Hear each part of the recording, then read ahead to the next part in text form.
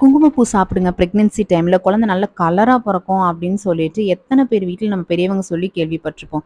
அப்ப குங்குமப்பூ சாப்பிட்டா குழந்தை கலரா பொறக்குமா?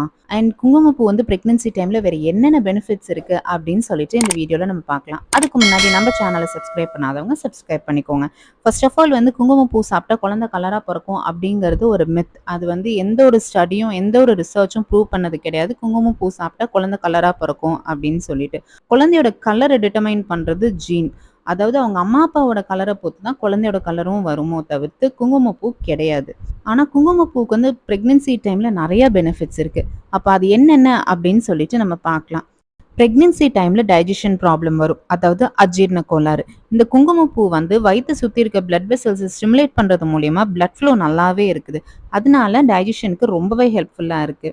இன்னொன்று வந்து பார்த்தோன்னா பிரெக்னன்சி டைமில் ஏற்படுற ஹை பிளட் ப்ரெஷரை வந்து ரெடியூஸ் பண்ணிக்குது. ஏன்னா குங்குமப்பூவில் வந்து ஹை ஆன்டி ஆக்சிடென்ட்ஸ் இருக்கு. கிராசின், பிரிக்ரோக்ராசின், கிராசிட்டின் அண்ட் சாஃப்ரனல் இந்த 4 ஆன்டி ஆக்சிடென்ட்ஸுமே ஹை பிளட் ப்ரெஷரை கண்ட்ரோலில் வச்சுக்குது. அண்ட் பிரெக்னன்சி டைமில் ஏற்படுற அலர்ஜிஸ் அண்ட் இன்ஃபெக்ஷன்ஸையும் கண்ட்ரோலில் வச்சுக்குது இந்த குங்குமப்பூ. ஸ்டடீஸ் ஹவ் ஃபவுண்ட் தட் குங்குமப்பூ சாப்பிட்றதுனால மூட் ஸ்விங்ஸும் அண்ட் போஸ்ட்மார்ட்டம் டிப்ரெஷனையும் ரெடியூஸ் பண்ணுது.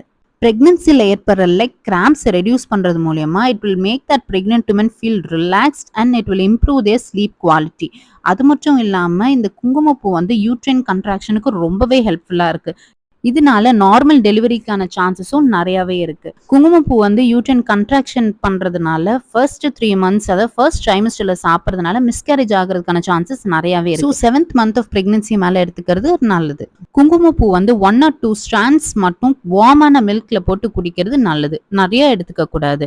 இந்த இன்ஃபர்மேஷன் உங்க ஃபேமிலி அண்ட் ஃப்ரெண்ட்ஸுக்கு ஷேர் பண்ணுங்க. அதே மாதிரி உங்க வீட்டில் யாராவது குங்குமப்பூ சாப்பிட்டா குழந்தை கலரா பறக்கும்னு சொல்லியிருந்தாங்கன்னா கமெண்ட் செக்ஷன்ல சொல்லுங்க.